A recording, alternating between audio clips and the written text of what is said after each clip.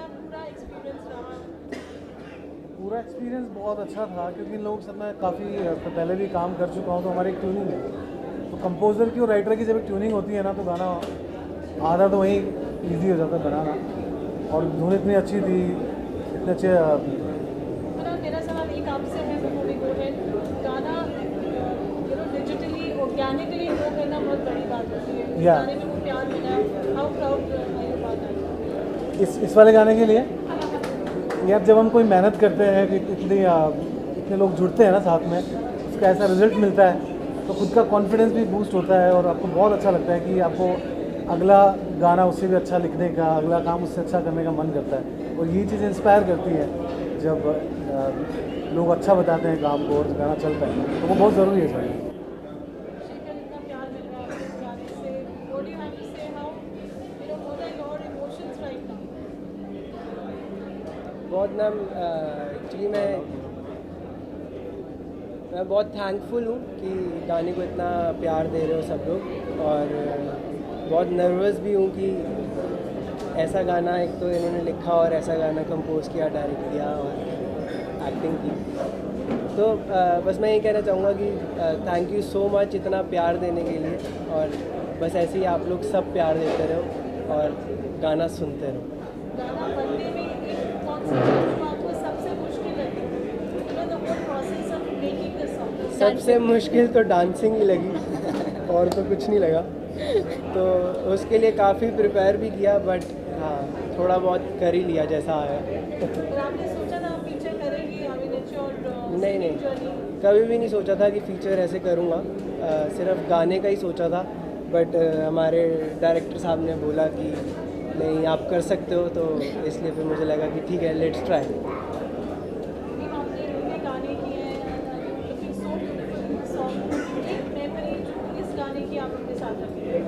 Well thank you so much for the compliment. एक memory मैं अपने साथ जो रख actually see the whole filming of this song was fun, it was easy and ऐसे shoot कर रहे हैं, वो प्रेशर नहीं लगा दैट कि we have to perform now. हाँ, बस वो जब डांस करवा रहे थे मुझसे ना, तो मैं डांस को लेके थोड़ी अंडर कॉन्फिडेंट हूँ, तो उसको लेके जैसे इनकी हालत थी वैसे मेरी भी थी। बट आई थिंक वो इतना पता नहीं चला, I got through with it. But honestly कहूँ तो ये पूरा गाना मेरे लिए मैं मेरे साथ हमेशा लेकर चलूँगी, बिकॉज ये गाना मुझे सच में बहुत पसंद आया। And I was always looking forward to this song more than the video, more than anything. I was looking forward for this audio to come out to the audience because it's something which is very light, it's peppy, and music एक चीज़ है जो मुझे लगता है कि हर एक इंसान से connected होता है। When you're upset, you listen to a different kind of music. When you're happy, you're in a party, you listen to a different kind of music. And ये गाना जब मैंने सुना था तब मेरा mood ऐसे ही लग रहा है, just had like a faint smile. So I knew कि जब ये गाना बाहर आएगा तो सभी को बहुत पसंद आएगा। And as Parul ji rightly said, it's all organic. It's organically reaching to the audience, and the audience is liking it all organically. साहिल, आपके गाने को इतना प्यार मिला है. Everybody is loving it. बहुत सारी चीज़ें everyone just doing all of it. कितना आई फील ब्लेस्ड कि बहुत कम ऐसे प्रोजेक्ट्स आते हैं जिनमें ऑर्गेनिकली इतने व्यूज़ या फिर हम जनरेट कर पाते हैं। तो इस गाने को पहले दिन से इतना अच्छा रिस्पांस मिल रहा है और इतनी अच्छी रील्स इसके ऊपर बनाई जा रही हैं ऑलरेडी हमारे दोस्तों की तरफ से भी हमें फीडबैक्स आने शुरू हो गए हैं। एवरीबडी इज़ लविंग इट, तो आई फील ब्लेस्ड।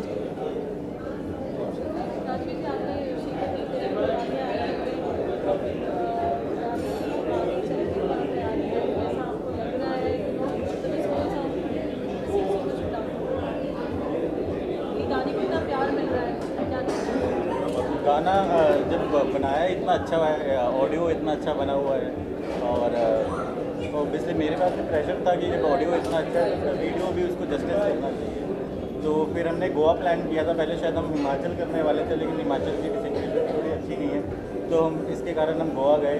और आई थिंक वो हमारा अच्छा बेस्ट डिसीजन रहा कि हमने गोवा में शूट किया, क्योंकि जो कलर्स हैं और जो उसके में एक वाइब्रेंस आया है वो ऑडियो में भी हमारा दिख रहा है, वो कहीं ना कहीं मैच हो रहा है, और आई थिंक उसी की वजह से लोगों को पसंद आ रही है।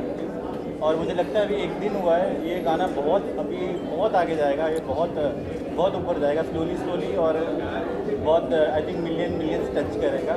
और ऐसे ही थैंक यू सो मच। कितना आपको एज अ को-स्टार जो है ना, आपका डेब्यू था अभी थोड़ी first season in terms of acting था, कितना आप दोनों एक दूसरे को सेट पे जैसे नीट ने बताया dance level having fun with it, कैसा रहा? तो इन्होंने मुझे बहुत सपोर्ट किया और डांस करते करते भी ऐसा था कि हाँ मैं कवर कर लूँगी, कोई नहीं तो ऐसा था, but she is very good और इन्होंने मुझे बहुत सपोर्ट किया और बहुत बताया भी कि ऐसे करो एक्टिंग, तो like very good experience.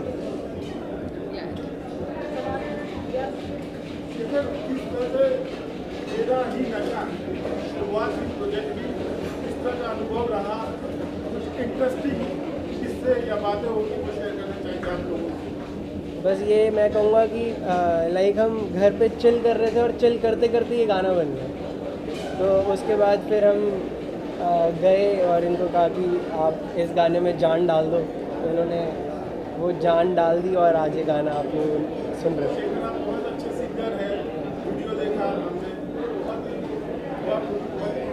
Video भी बना है, बहुत अच्छा आपने आपको प्रेजेंस किया आपने, किस तरह का अनुभव रहा? कौन सा मुश्किल काम ज़्यादा है, गाना या गाने को शूट करना?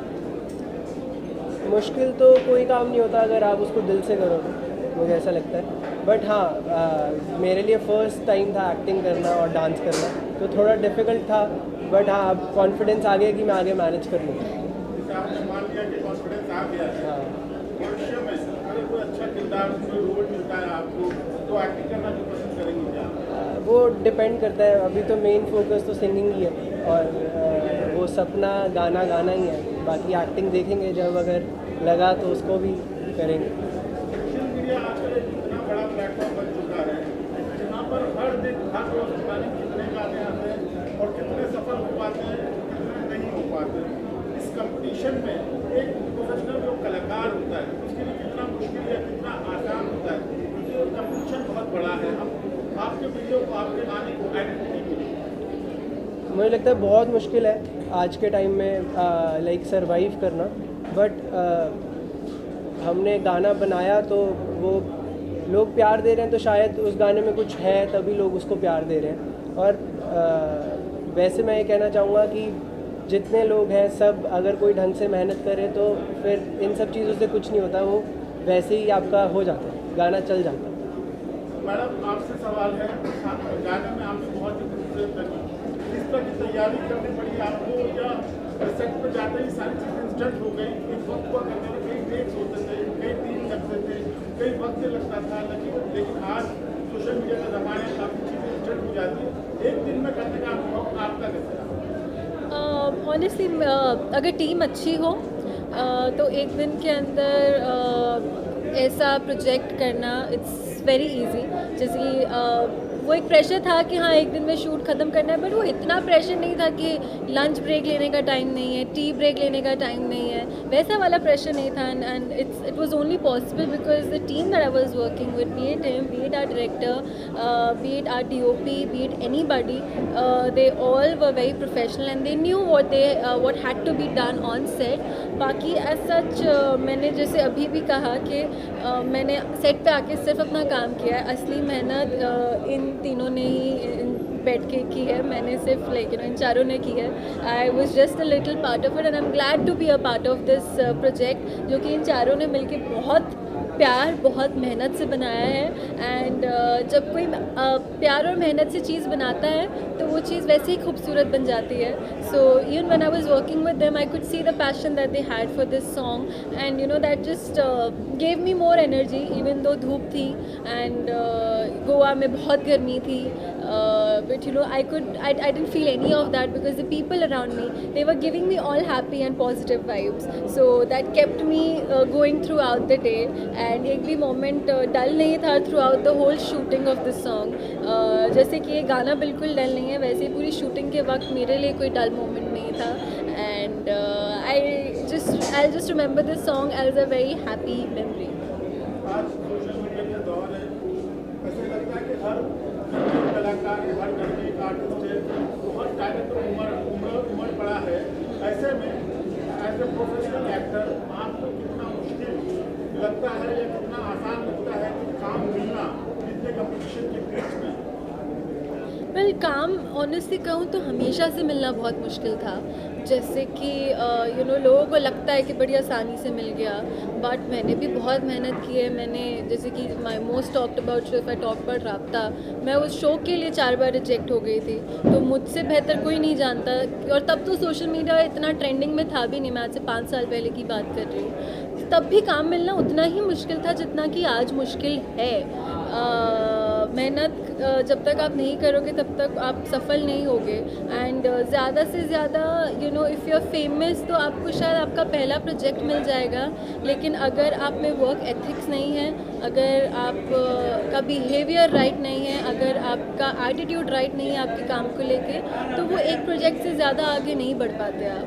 सो आई डोंट नो मेरी इस बात से कितने लोग ऑफेंड हो जाएंगे, बट या दैट्स द ट्रुथ, बिकॉज मैंने ऑलमोस्ट 15 साल से इंडस्ट्री देखी है। सो काम मिलना जितना आज मुश्किल है बिकॉज ऑफ सोशल मीडिया, आज से 15 साल पहले भी उतना ही मुश्किल था। और वो सब मैंने स्ट्रगल्स देखे हैं, बी इट आराम नगर की लंबी लंबी क्यू की लाइंस ऑडिशन देने के लिए, to right today finding it difficult to get a project because maybe you have lesser followers.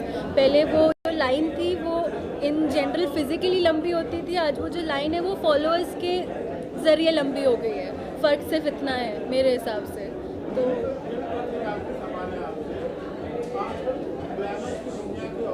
आज के जो बच्चे हैं आकर्षित हो रहे हैं, पढ़ाई पे ध्यान देते ज़्यादा, हर किसी को स्टार बनना है, हर किसी को कैमरे पे आना है। उन बच्चों को आप क्या संदेश देना चाहेंगे?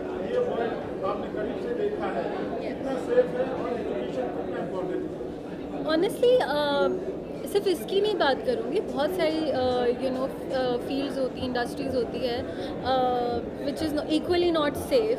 I know just because it's a glamour world, तो ये एक वो थप्पा हो जाता है कि सेफ़ बिल्कुल नहीं होगी, बट ऐसा नहीं है। और भी बहुत सारी इंडस्ट्रीज़ है जो कि सेफ़ नहीं है आजकल के ज़माने में। एंड रही बात लोगों की पढ़ाई पे ना ध्यान देने की, एंड एवरीबडी हैज़ दैट जज्बा ऑफ बिकमिंग अ स्टार।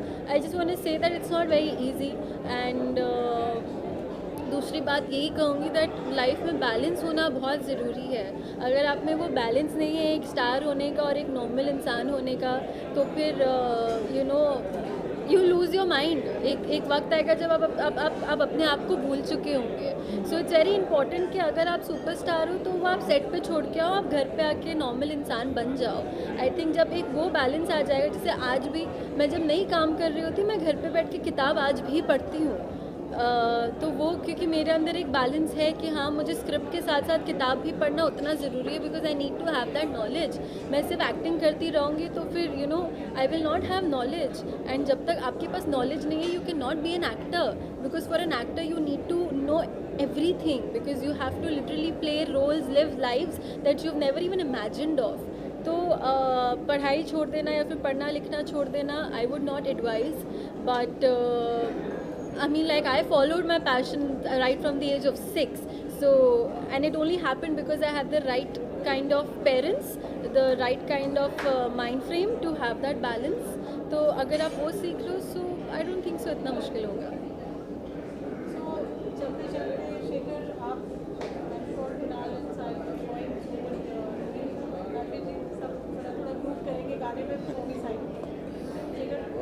मैं नहीं डांस करूँगी, मैं नहीं डांस करूँगी।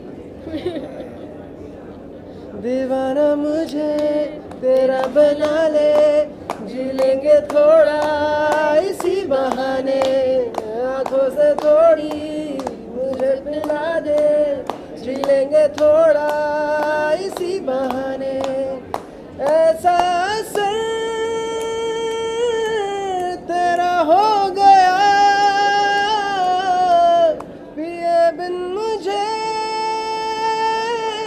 नशा हो गया, झूमने दे जरा दीवाना मुझे तेरा बना ले, जी लेंगे थोड़ा इसी बहाने, आँखों से थोड़ी मुझे पिला दे, जी लेंगे थोड़ा